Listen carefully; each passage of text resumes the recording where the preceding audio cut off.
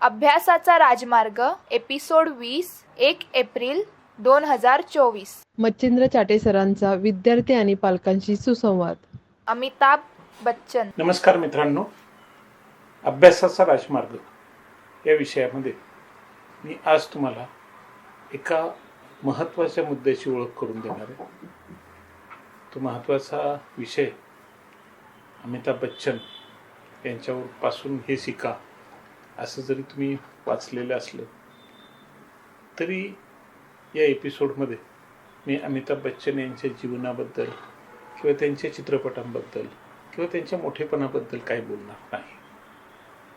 मला जे सांगायचे ते हळूहळू तुमच्या लक्षात येईल. मित्रांनो, प्रवासाची साधनं की जसं अलीकडच्या काळामधली बस, ट्रेन, विमान हे आत्ता अलीकडच्या काळामध्ये आली. पूर्वीच्या काळी जेव्हा जमिनीवरून प्रवास करायचा असेल तर घोडागाडी वगैरे ही साधनं होती, आणि पाण्यावरून प्रवास करायचा असेल तर जहाजं होती, आणि ही जहाजं ही शिडाची जहाजं होती की म्हणजे ज्याच्यावर पडदे लावलेले होते आणि वारा ज्या दिशेला घेऊन जाईल त्या पद्धतीनं ही जहाजं पुढं जायची. मित्रांनो, त्या काळामध्ये दिवसा प्रवास करताच येत नसे, कारण आपण कोणत्या दिशेला चाललो आहोत हे दिवसा लक्षातच येत नाही. सूर्याची पोझिशन पाहूनही लक्षात येत नाही, आणि बऱ्याच वेळा अंधारून आला असेल, ढग आले असतील तर सूर्याची पोझिशनही लक्षात येत नाही. हे जे जहाज चालवणारी माणसं असायची त्यांच्या विश्वासाची एक गोष्ट होती, आणि ती म्हणजे रात्र.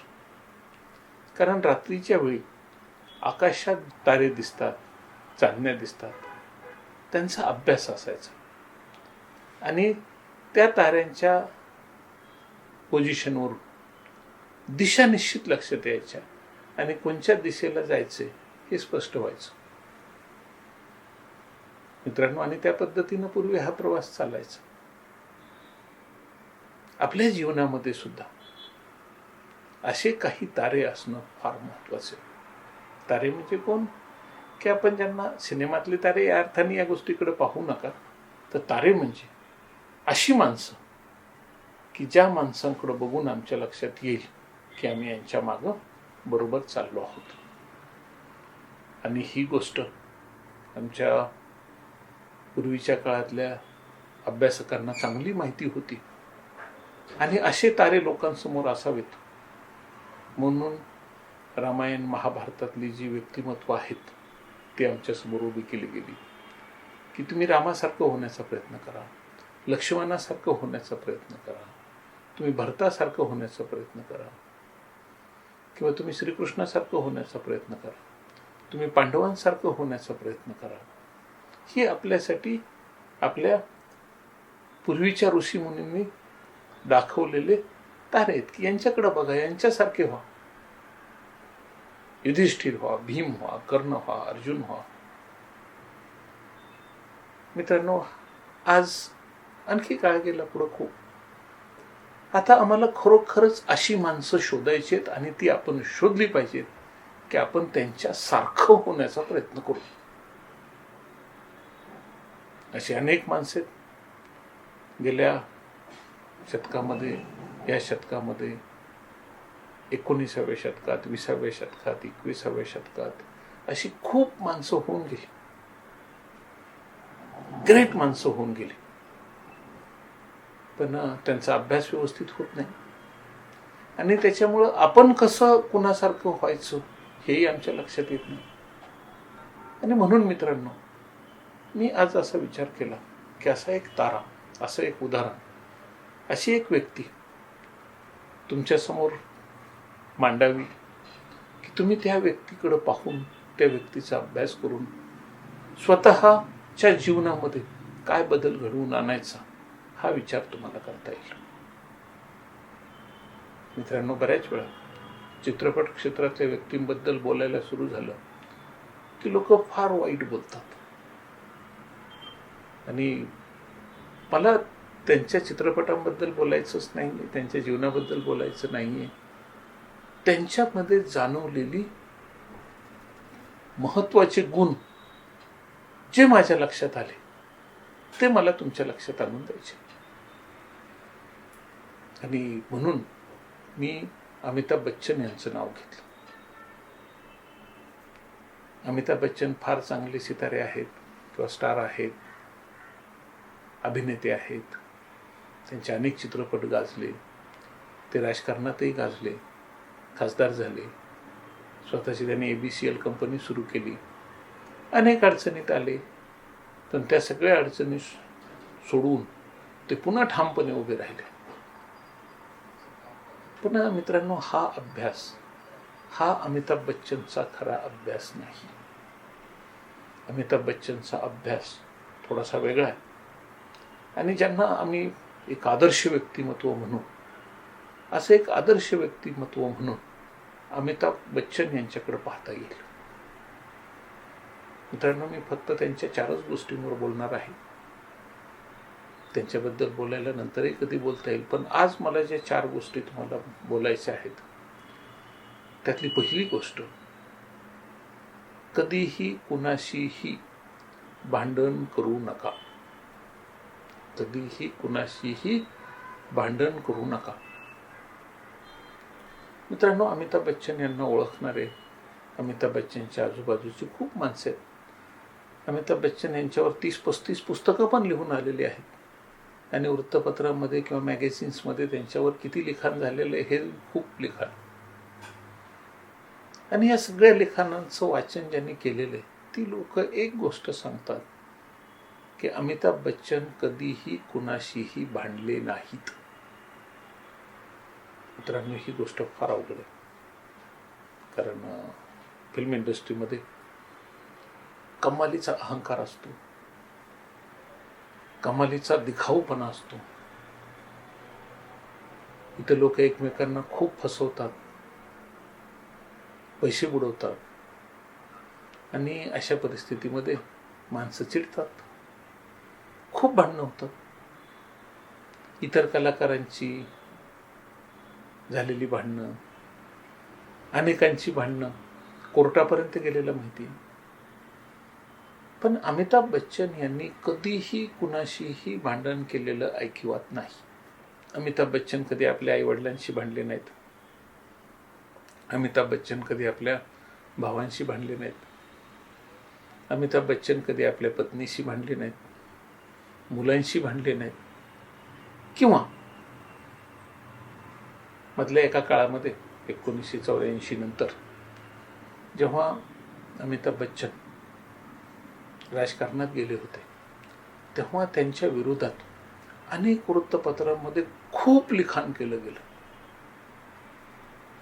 तसं माझ्यावरही खूप लिखाण केलं गेलं. बऱ्याच वेळा माझाही संयम सुटला. मी त्या वृत्तपत्रांना खूप वेळा भांडलो पण जेव्हा मी अमिताभ बच्चनचा अभ्यास केला तेव्हा एक गोष्ट मी शिकलो की भांडणातून काहीही साध्य होत नाही. आणि त्यामुळं आपण आयुष्यात कधीही कुणाशी अजिबात भांडण करू नये. मग प्रश्न येतो, समजा समोरचा माणूस चुकला तर? चुकू द्या ना, काय फरक पडतो? तो चुकला, त्याची किंमत त्याला मोजावी लागेल. तुमचं नुकसान झालं, ठीक आहे, सहन करा, भांडू नका. अमिताभ बच्चन नेहमी सेटवर लवकर येतात, पण खूप वेळा असं झालं की त्यांचे सहकलाकार वेळेवर आले नाहीत सेटवर आणि त्याच्यामुळे शूटिंग लांबलं किंवा शूटिंग कॅन्सल झालं. म्हणून अमिताभ बच्चननी कुणाशी भांडण केलं असं सुद्धा कधी घडलं नाही. अमिताभ बच्चननी कुठल्या डायरेक्टरसोबत की नाही तू असं कर म्हणून कधी भांडण केल्याचं तुम्ही ऐकलं नसेल. कुणाबरोबरच, कुठल्याही सहकलाकाराबरोबर नाही, कुठल्याही अभिनेत्रीसोबत नाही. मध्यंतरी एक किस्सा झाला होता की एका अभिनेत्रीने त्यांच्यावर केस केली होती आणि त्यांना त्याच्यासाठी अनेक वेळा कोर्टात चक्रा पण माराव्या लागल्या. पण त्या अभिनेत्रीशी सुद्धा अमिताभ बच्चन कधी भांडले नाही. अमिताभ बच्चनवर काही आरोप पण झाले, लिगल आरोप पण झाले की बोफोर्समध्ये अमिताभ बच्चननी पैसे खाल्ले वगैरे. पण ही केस ते लढले आणि शेवटी त्या केसमध्ये सिद्ध झालं की कुणी काहीही झालेलं नाही, हे भोकरच्या घटनेला काही अर्थ नाही, पण तेव्हाही ते कुणाशी भांडले नाही. मित्रांनो, एक गोष्ट आहे तुमच्यासाठी, माझ्यासाठी, आपल्या सगळ्यांसाठीच, माणसं बऱ्याच वेळा आपल्या स्वतःचा बचाव करण्यासाठी किंवा काही गोष्टींसाठी समोरच्या बरोबर भांडण सुरू करतात, त्याची उणीधुणी काढतात, त्याला कमी लेखण्याचा प्रयत्न करतात, आपलं महत्त्व पटवून देण्याचा प्रयत्न करतात, मी किती बरोबर आहे आणि तू किती चूक आहे हे समजावून सांगण्याचा प्रयत्न करतात. पण यातून साध्य काय होतो? आपण माणसं तोडत जातो. माणसं ही आमच्या जीवनातली सगळ्यात अमूल्य गोष्ट असते आणि ही माणसं आमच्याकडून तुटता कामा नये, आमचं कोणाशी वैर होता कामा नये. आणि खास करून जी मुलं आईवडिलांशी भांडतात, काय साध्य होणार त्याच्यातून? की ज्या आईवडिलांनी तुला जन्म दिलाय, तुझी काळजी घेत आहे, तू त्यांच्याशी काय भांडतोयस? मित्रांनो, कधीच कोणाशी भांडण करू नका. मित्राशी नको, शिक्षकांशी नको, आईवडिलांशी नको, घरात नको, बाहेर नको, गल्लीत नको, कुठंच नको. भांडण टाळा. अमिताभ बच्चनच्या जे काही त्यांचं गेल्या 60 वर्षाचा इतिहास ज्ञात आहे, त्या 60 वर्षामध्ये अमिताभ बच्चननी कधीही कुणाशी भांडण केलं नाही. आणि हा आदर्श आम्ही आमच्या डोळ्यासमोर ठेवला तर आमच्या जीवनामध्ये सुद्धा त्याचा फार फायदा होईल. नंतर दुसरा मुद्दा. पहिला मुद्दा काय, की कधीही कुणाशी भांडण करू नका. समोरचा माणूस कितीही चूक असला तरी त्याच्याशी भांडण करू नका. दुसरा मुद्दा काय? दुसरा मुद्दा हा की आपण आपल्या आईवडिलांवर प्रचंड प्रेम केलं पाहिजे. मित्रांनो, अमिताभ बच्चन यांचं आपल्या आईवडिलांवर खूप प्रेम. मी अमिताभ बच्चनशी माझी भेट झालेली आहे आणि जे काही मी त्यांचे व्हिडिओ वगैरे पाहिलेले आहेत किंवा KBCचे प्रोग्राम पाहिलेले आहेत, एक गोष्ट मला माहिती आहे की अमिताभ बच्चनना त्यांच्या वडिलांविषयी बोललेलं फार आवडतं. ते स्वतःच्या चित्रपटांविषयी, स्वतःच्या जीवनाविषयी त्यांना ते उघडण्यात त्यांना काय फारसं कौतुक वाटत नाही, पण त्यांचं त्यांच्या वडिलांवर फार प्रेम होतं. हे त्यांच्या अनेक मुलाखतींमधून, अनेक त्यांच्या बोललेल्या विधानांमधून आपल्याला हे जाणवतं की त्यांचं आईवडिलांवर फार प्रेम होतं. मित्रांनो, आपलं सुद्धा आपल्या आईवडिलांवर तसंच प्रेम असलं पाहिजे. मी पहिल्या अभ्यासाचा राजमार्गमध्ये पहिल्या अंकामध्ये हेच सांगण्याचा प्रयत्न केलेला आहे की ज्या विद्यार्थ्यांचं, ज्या मुलांचं आपल्या आईवडिलांवर प्रचंड प्रेम असतं, तीच मुलं जीवनामध्ये प्रचंड यशस्वी होऊ शकतात. यशाचं कारणच हे सांगतो की त्यांचं आपल्या आईवडिलांवर जे प्रेम होतं, तर त्या प्रेमामुळंच अमिताभ बच्चन जीवनामध्ये इतके यशस्वी होऊ शकले. आणि ही गोष्ट आपण त्यांच्यापासून शिकली पाहिजे की आपण सुद्धा आपल्या आईवडिलांवर असंच प्रेम केलं पाहिजे. तिसरी गोष्ट, आपल्या कामाला वाहून घेणं. आपण जे काही काम करतो, आपली जी काही जबाबदारी आहे, आपला जो काही स्वधर्म आहे, तो पाळण्यासाठी आपण कधीही कुचराई करू नये, कधीही चुका करू नये. इतकी वर्ष, 55 वर्षांचा अमिताभ बच्चनचा चित्रपटाच्या क्षेत्रातील अनुभव, आणि या 55 वर्षांमध्ये त्यांनी जे अनेक चित्रपट बनवले, त्या लोकांशी माझ्या ओळखी झालेल्या आहेत. किंवा मी स्वतः चित्रपटाच्या क्षेत्रामध्ये असल्यामुळं माझ्या अनेकांशी विषय निघतात. अमिताभ बच्चन मी इतक्या वर्षामध्ये कधीही शूटिंगला अजिबात उशीर होऊ दिलेला नाही, कधीच नाही. त्यांना सकाळी 7 वाजता बोलवलं तर 6:45 वाजता ते रेडी असतात. मित्रांनो, ही कमिटमेंट पाहिजे. आपलं काम पूर्ण करायचं ना, मला चित्रपटात काम करायचं ना, तर मी वेळेवर येईन, मी माझं काम व्यवस्थित करेन आणि तिथं कोणाशी वाद घालत बसणार नाही. मी माझं काम व्यवस्थित करेन. मित्रांनो, हे फार आवश्यक आहे की ही गोष्ट जेव्हा आमच्या लक्षात येईल की मी अमुक मला अभ्यास करणं हे माझी जबाबदारी आहे. तर मी सुद्धा अभ्यास असाच केला पाहिजे की जसं अमिताभ बच्चन त्यांच्या शूटिंगसाठी 15 मिनिट अगोदर पोहोचलेले असतात आणि मी ठरवलं असेल की मी आज 4 तास अभ्यास करणार आहे, तर मी 5 मिनिट अगोदर अभ्यास का सुरू करू नये आणि मी माझा 4 तास व्यवस्थित अभ्यास का करू नये. मित्रांनो, कामाला वाहून घ्या जसं अमिताभ बच्चननी स्वतः कामाला वाहून घेतलं. आणि चौथी गोष्ट की आमच्यासोबत अनेक लोक येतात, काही चांगले असतात, वाईट असतात, पण प्रत्येक माणसामध्ये काही ना काही चांगुलपणा असतो आणि तो चांगुलपणा ओळखून आपल्याला त्या माणसाची स्तुती करता आली पाहिजे, त्या माणसाची तारीफ करता आली पाहिजे, त्या माणसाला त्याचं मोठेपण दाखवून देता आलं पाहिजे. मला खूप वेळा असं वाटतं की केबीसीच्या कार्यक्रमाचं खरं रहस्य हे की तिथं जे काही सहभागी आलेले असतात केबीसीमध्ये, अमिताभ बच्चन काही वेळेमध्ये त्या माणसाच्या व्यक्तिमत्वातल्या महत्त्वाच्या मुद्द्यांना ओळखतात आणि त्याची ते मनापासून तारीफ करतात. मित्रांनो, आम्ही सुद्धा लोकांची प्रॉपर तारीफ, खोटी तारीफ करू नका, खोटी स्तुती माणसांच्या लक्षात येते, पण योग्य तारीफ केली तर माणसांना फार आनंद होतो. ते तुम्हाला आपले वाटतात, ते तुम्हालाही महत्त्व द्यायला लागतात. नियमच आहे जगाचा की पेराल ते उगेल. तुम्ही लोकांची तारीफ केली, तुमची पण तारीफ होते.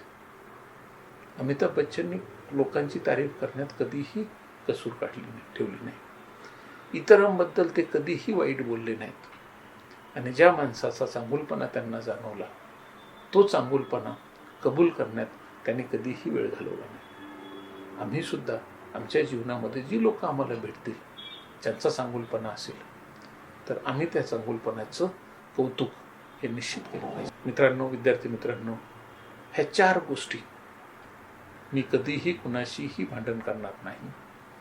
मी माझ्या आईवडिलांवर मनापासून प्रेम करेन. माझं जे काम आहे त्या कामाला मी व्यवस्थित पूर्ण करण्याचा प्रयत्न करेन. कधीही चालढकल करणार नाही, उशीर करणार नाही, टाळाटाळ करणार नाही. आणि चौथी गोष्ट, माझ्या जीवनामध्ये जी माणसं मला भेटतील त्या माणसांच्या सद्गुणाचं कौतुक करायला मी कधीही मागे पडणार नाही. ह्या 4 गोष्टी तुम्ही केल्या आणि करत राहिलात तर तुम्ही अमिताभ बच्चन यांना तुमचा तारा मानलेला आहे असं मी निश्चितपणे म्हणेन. मी पण तसा प्रयत्न करतो, तुम्हीही तसा प्रयत्न करा. आज आपण या ठिकाणी थांबूया. नमस्कार.